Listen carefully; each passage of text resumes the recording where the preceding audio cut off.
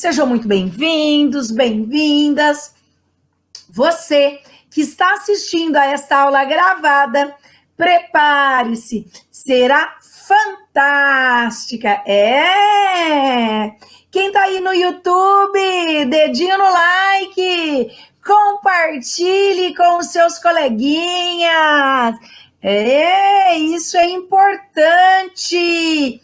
Inscreva-se no canal. Inscreva-se nas minhas redes sociais. E agora com vocês que estão aqui ao vivo. Sejam muito bem-vindos, bem-vindas. Eu sou a professora doutora Silvia Vasconcelos e eu proponho e trago para você uma grande revolução na educação, uma oportunidade do século, porque eu quero que você saiba que eu tenho um método mais maravilhoso do planeta. É o método SAVE. Quero que você saiba aquilo que eu faço e não apenas aquilo que estão ali nos livros. Eu vou te ensinar o verdadeiro caminho das pedras.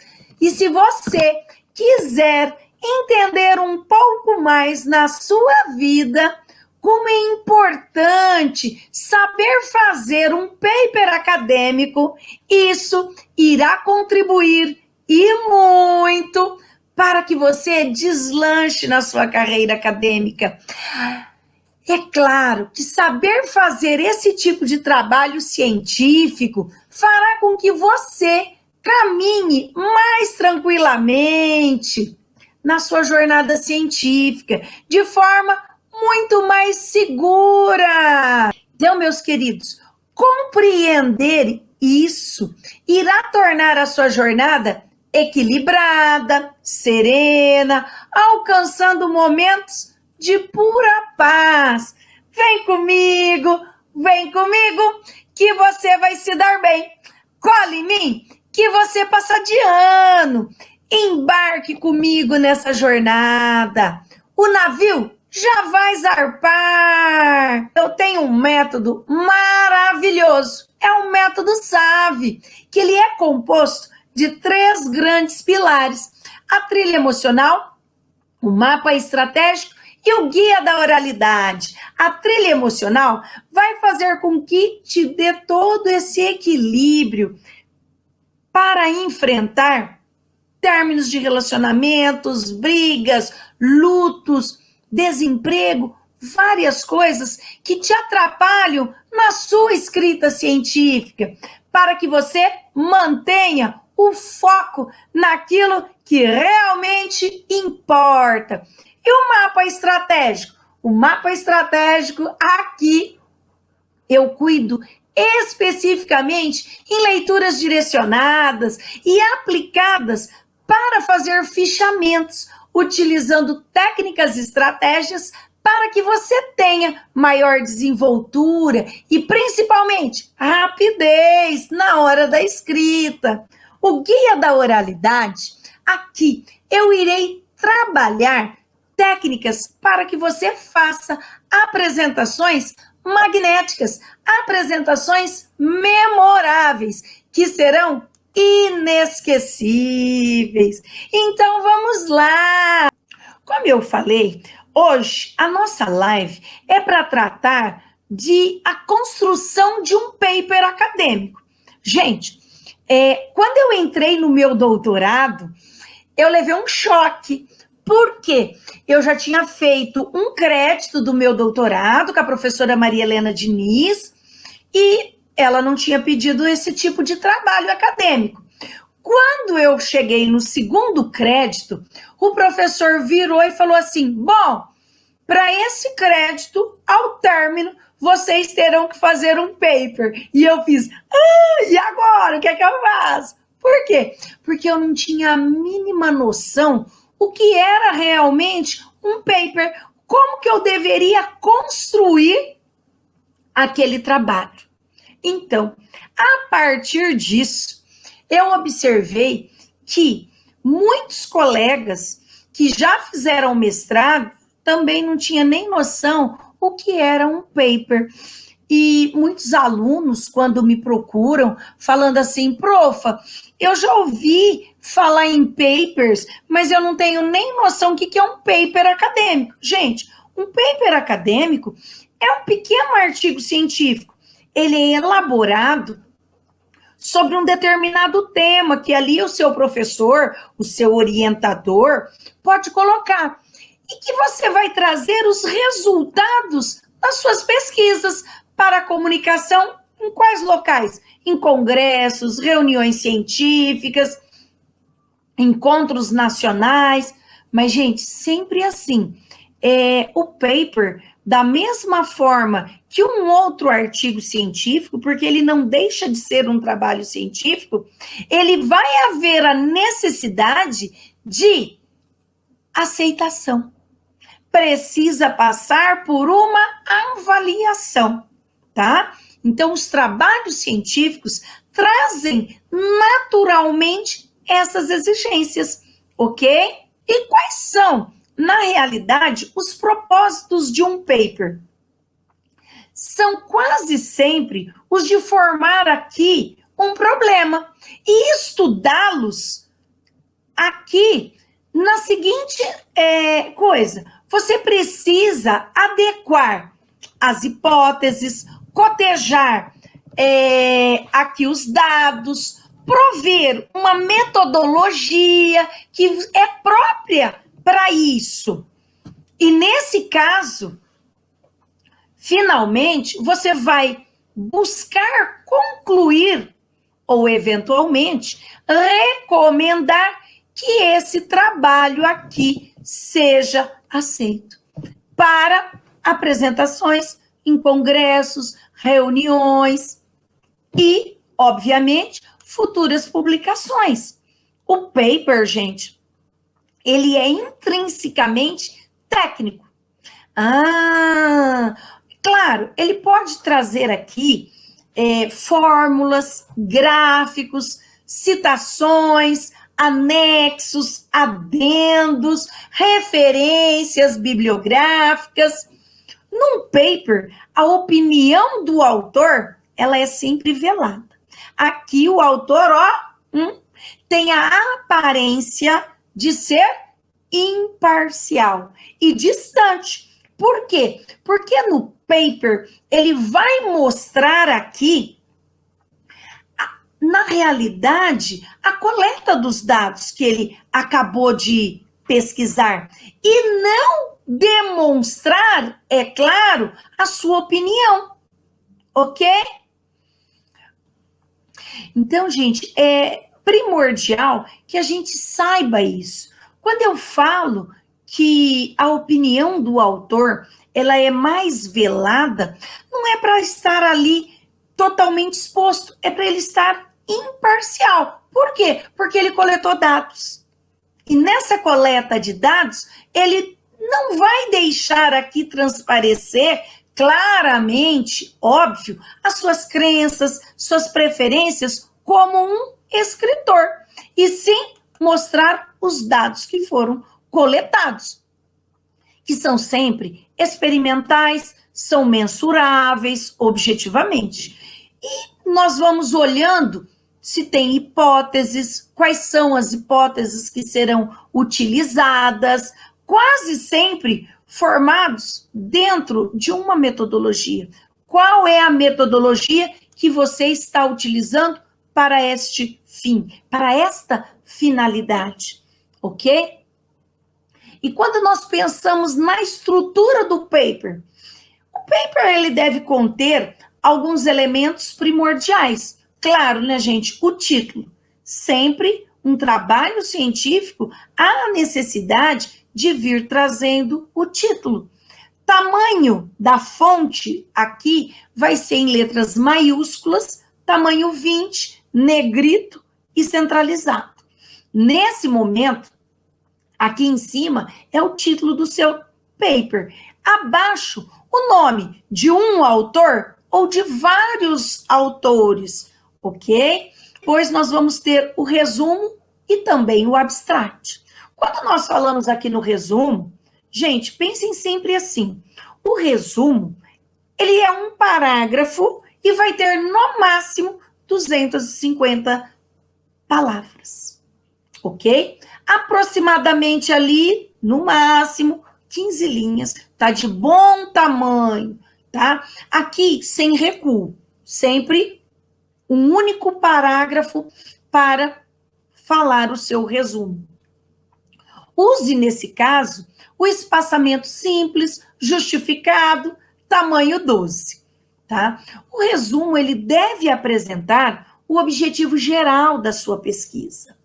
Qual é o método utilizado, os resultados e as conclusões do trabalho, formando uma sequência que é coerente, concisa e que não é de uma só vez. Nós vamos observando que este resumo, ele não vai trazer a cerejinha do bolo, como sempre eu digo. Também não podemos nos esquecer das palavras-chave, tá? Que da mesma forma que um outro trabalho científico é utilizado, no resumo aqui, no paper também vai ser utilizado. A introdução, você vai fazer a apresentação do seu trabalho. A apresentação inicial. Uma visão geral, global, vai contextualizar, tudo bonitinho, e trazendo ali uma definição clara, concisa, objetiva do tema que você vai trabalhar, em relação àquilo que você quer realmente demonstrar. E quando eu falo isso, gente, é primordial que vocês saibam que aqui da introdução você vai trabalhar o problema e quais são os objetivos que você quer alcançar, você quer demonstrar. O objetivo geral, ele sempre vai se referir diretamente àquele problema. Lembram-se que eu sempre falo, olha, aquela pergunta que é aquele problema que você quer responder. E a partir disso, você começa a desenvolver o seu trabalho. Nós também precisamos observar que dentro desta introdução, você vai colocar quais são os seus propósitos desta pesquisa. Sempre coloque aqui nas linhas gerais, ok? E depois, você vai colocando o seu pensamento. Como que você está trabalhando a sua pesquisa? Você vai apresentar aqui o problema e o tema desse estudo, né, o problema ou o tema em si, que você quer realmente trazer em pauta, à baila, vai destacar quais são aqui a extensão que você vai mergulhar a sua pesquisa, o quanto será profunda ou rasa. Olha só, por isso que no momento da delimitação do tema é primordial para isso, para que você realmente demonstre o cerne da questão e não trabalhe tão amplo e faça um trabalho raso, ok? A introdução também, ela deve aqui mencionar quais são as principais etapas, títulos, subtítulos, se tiver do seu trabalho. Sempre também, dentro dessa estrutura, você tem que fazer aquela revisão da literatura que eu sempre falo. Qual é a metodologia utilizada, o desenvolvimento que você vai dar em relação ao seu trabalho. É a parte principal, é mais extensa e consistente do seu trabalho. Você vai mergulhar cada vez mais a fundo dentro do desenvolvimento. Nesse momento, no desenvolvimento, são apresentados conceitos, teorias, as principais ideias que foram aflorando na sua mente e que você foi focalizando. Quais são os aspectos metodológicos? Quais são os resultados? Qual é a interpretação que você tem em relação a esse estudo científico? Que você quer realmente demonstrar. É primordial que você também integre os elementos do desenvolvimento do trabalho. Por quê? Porque eles podem variar. E aqui, dependendo a sua linha de pesquisa, nós vamos ter divisões, subdivisões. E qual é a função primordial? Qual é a área de conhecimento que pertence à sua pesquisa? Ai, professor, eu estou dentro da área jurídica. Tá? A área jurídica é uma área macro. Vamos para uma área micro. Ah, eu vou trabalhar no direito tributário. Perfeito. Dentro do direito tributário. Ah, eu quero trabalhar com tributações, quero trabalhar com impostos. Qual tipo de imposto? E aí você vai afunilando. Isso é importante. Independentemente do trabalho acadêmico aqui, você deve utilizar os recursos que são sempre recomendáveis dentro das regras da BNT. Nunca se esqueçam que pautar-se dentro das regras da BNT será um grande direcionamento. É primordial, especialmente dentro do seu desenvolvimento. Como que você vai progredir aqui na sua pesquisa? E não podemos também nos esquecer, não é, que essa pesquisa tem vários desenvolvimentos dentro do caminho. Então, não se esqueça, utilize aqui as regras da BNT. Os títulos têm que vir com todas as regras, qual é a formatação, o espaçamento, tudo isso você tem que trazer. Por quê? Porque dentro da apresentação do seu trabalho, a gente sempre vai ter um professor, um avaliador, 2 avaliadores, que acabarão analisando muito mais profundo essas regras. E aí, o seu trabalho deixa de ser recomendado para apresentação em um congresso. E isso não é bacana para você, que quer, obviamente, expor todo o seu pensamento. Como eu tinha dito, a revisão da literatura é importantíssimo. A metodologia, o desenvolvimento, os resultados, as discussões daqueles resultados. E é claro, quando nós estamos trabalhando já, pensando numa conclusão, ao caminhar para essas conclusões, quais são os resultados? A parte final aqui, eu coloco sempre e indico para que coloque, a gente sabe que é a conclusão, mas coloque como considerações finais. Ok? Por quê? Porque a parte final consiste aqui na revisão sintética dos seus resultados, da discussão do estudo realizado, todos os seus objetivos que você foi destacando, as principais questões tratadas dentro do seu trabalho, como que você desenvolveu tudo isso. Então, ao colocar considerações finais, aqui deve apresentar deduções lógicas, correspondentes aos propósitos previamente estabelecidos do seu trabalho, apontando sempre o alcance e o significado das suas contribuições. Você quer contribuir no quê? Pense nisso. Então, colocando as conclusões finais, não significa que aquele trabalho ele está por total acabado. Por quê, profa? Porque você pode continuar desenvolver numa outra questão, numa outra seara. Então, quando eu falo isso, nós precisamos observar essa questão.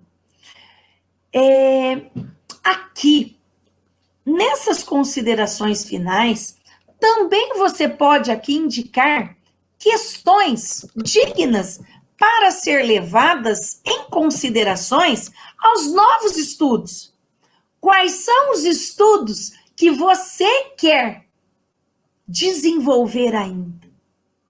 Isso é importante demais, gente. Nós não podemos deixar passar essas questões. Por quê? Porque, como eu disse, esse trabalho, ele ainda poderá ter uma sequência. Ele ainda pode ter um desenvolvimento. E você está ali colocando conclusão. Não, ele não foi concluído. Ele ainda vai ser desenvolvido mais coisas. Eu posso trabalhar outras questões, novos estudos, novos dados que eu possa levantar. Mas isso fica sempre ao critério do aluno, do pesquisador.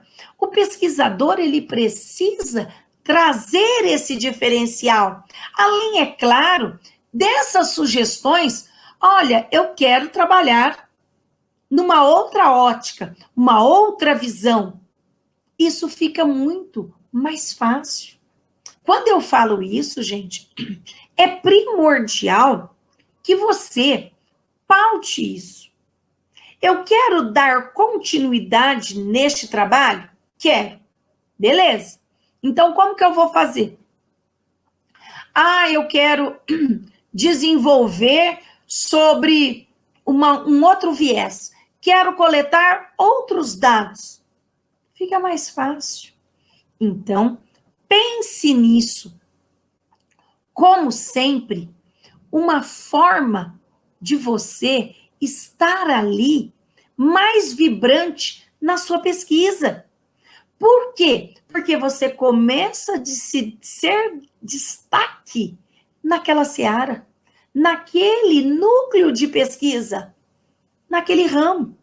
Por isso que eu falo que ao delimitarmos o tema, e a gente faz esse funil, esse afunilamento é o que dá um grande norte na sua busca.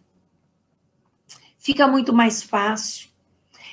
Nessas considerações, também é importante que você saliente cada etapa do trabalho. Não se deve aqui utilizar citações diretas ou indiretas. Pensem nisso, pois este aqui é o momento já do fecho. Você está terminando. É único, é exclusivo. Qual é a reflexão? Qual é a grande questão aqui? Então, são considerações finais? Beleza. Eu ainda quero trabalhar mais isso. E, gente, sempre que fazemos um trabalho acadêmico, um paper, por exemplo, e que é aceito para apresentarmos em um congresso, em um encontro nacional, é importante que você saiba que no momento que você está fazendo as apresentações, os examinadores também que estão ali, que dirigem os GTs são os grupos de trabalho, eles poderão dar sugestões para que você desenvolva o seu trabalho em outra ótica. E isso é importante para todo pesquisador.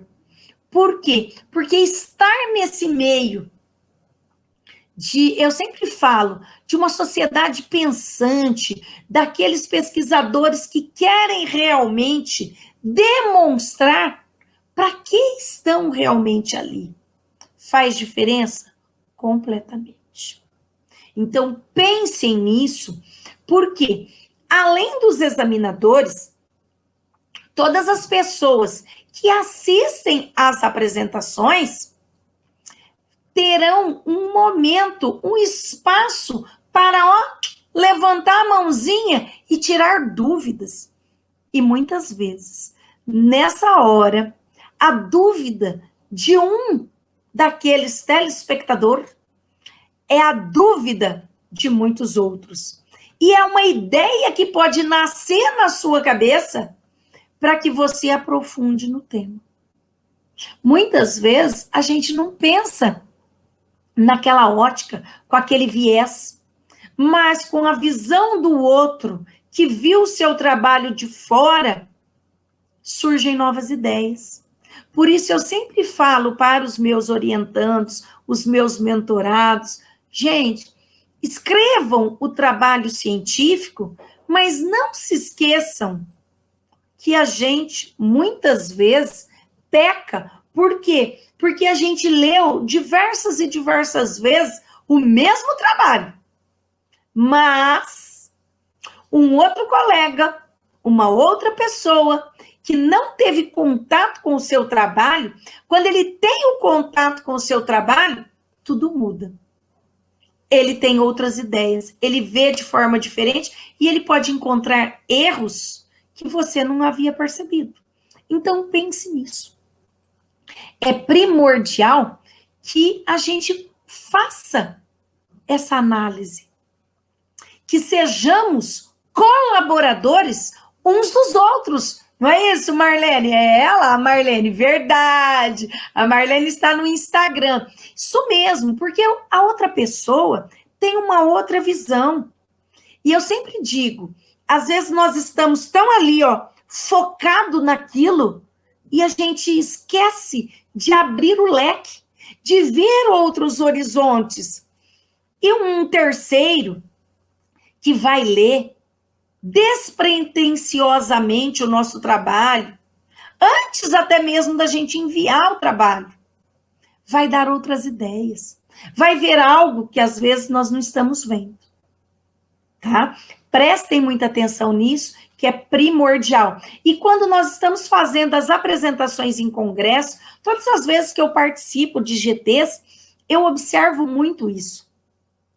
Porque às vezes você está lá, eu sempre vou como avaliadora e tô lá avaliando e às vezes alguém que está lá na plateia levanta a mão e faz uma pergunta super importante e que você percebe que aquele que está fazendo a apresentação não havia pensado dessa forma. Então, dica importante, ok? E também, gente, nessas considerações finais, igualmente, não se devem acrescentar elementos que não foram tratados lá atrás, no desenvolvimento. O momento de tratar de elementos primordiais é lá atrás no desenvolvimento. Aqui nas considerações, já era, tá? Ah, eu quero colocar uma citação do autor X, do autor Y, do doutrinador Z, beleza. Posso pôr? Pode. Onde? Lá no desenvolvimento. Aqui nas considerações finais, já não mais, tá? Após as considerações finais, o paper também vai admitir anexos ou apêndices, tá? Embora, gente, um paper apresente também um número de páginas bem variados, de 15 a 20, é um tamanho aceitável. Porque o paper é um pequeno artigo. Pensem sempre nisso, ok? Então, posso, profa, colocar um anexo, um apêndice? Pode, às vezes um gráfico, uma foto, geralmente do pessoal da educação física, quer colocar uma fratura, alguma coisa, ou um músculo, pode colocar uma foto, não tem problema algum. Mas saibam que o paper é um trabalho pequeno. E muitos alunos acabam falando assim, profa, já que a gente quase não ouve falar do paper, onde que é usado? Para trabalho final de disciplinas de cursos de especialização, de mestrado, de doutorado, para apresentar em congressos, para publicações em periódicos, que existem periódicos, gente, que são periódicos só de papers, ok? Como eu disse no início da live, quando eu fui fazer o meu doutorado, No segundo crédito que eu estava cumprindo, é que eu fui saber o que era um paper. Então, assim como eu só aprendi lá no meu doutorado, às vezes pode ser que tenha alguém aqui que também nem sabia que o paper é uma espécie também, um tipo de trabalho científico importantíssimo. E aí eu pergunto, já conhecia paper, gente? Me falem se você já conhecia. E quais foram aqui as suas impressões, agora que já está mais claro na sua cabeça, como fazer um paper acadêmico para fazer publicações depois. Ou, se estiverem fazendo um mestrado, um doutorado, e o professor chegar e falar, olha, o trabalho do final do semestre é um paper. Não fique com cara de o que é, como eu fiquei lá atrás, no passado, isso lá em 2011, hein? 10 anos atrás. Meu Deus, o tempo passa muito rápido, ok? Lembrem-se, queridos, é fundamental que você saiba as exigências aqui. Olha lá, Marlene, não sabia. Tá vendo? Pois é, Marlene, eu fui aprender no meu doutorado, menina. Que coisa. É fundamental você saber que existem mais de 30 trabalhos científicos acadêmicos. Tá? Então, as pessoas estão acostumadas apenas com TCC, monografia, com dissertação, tese de doutorado, são esses 4 primordiais. Olha lá, a Bárbara também, eu não sabia também, ajudou muito. Que ótimo! Então, porque as pessoas só estão acostumadas a falar nesses 4. E existem muitos. Como eu disse, mais de 30. E aí, como é que você se sente agora que já sabe como fazer aqui um paper? Tá mais tranquilo para desenvolver um paper para mandar lá para um congresso, para o Encontro Nacional de Iniciação Científica, ou para mandar para publicações de revistas de papers. Ok, queridos? Pode me mandar directs nas minhas redes, que eu vou te responder. Comenta lá nos meus posts, nas minhas caixinhas de pergunta. Envie também esta aula para algum amigo, algum colega que esteja precisando de um direcionamento, que também está ali querendo fazer trabalhos acadêmicos e não sabe. Como eu sempre digo, se tem que fazer, faça. Motivação não é fazer quando tem vontade. Nós temos que fazer. Eu tenho um grande propósito na minha vida. Eu ajudo pessoas a escreverem os seus artigos científicos de uma forma fácil, clara, com velocidade, com técnica, e te preparo para fazer apresentações memoráveis, apresentações inesquecíveis, apresentações magnéticas. Queridos, gratidão imensa por todos vocês que me acompanham aqui em minhas lives. Eu e toda a minha equipe do Instituto SAP só temos que agradecê-los cada vez mais. Oi, Marlene, que maravilha a sua live, Silvia. Desde que te encontrei aqui, colei contigo, estarei sempre presente. Gratíssima. Minha linda, lives segundas e quintas, às 18h37, Marlene. Às quartas-feiras, às 22h07, nós temos lives Tira Dúvidas.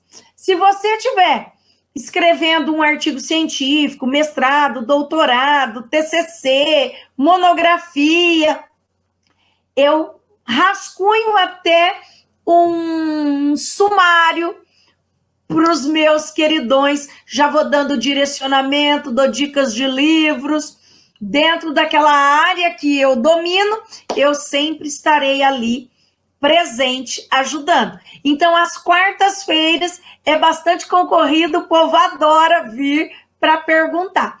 Então, fique à vontade para participar de todas. Fico muito, muito feliz, porque eu tenho um grande propósito.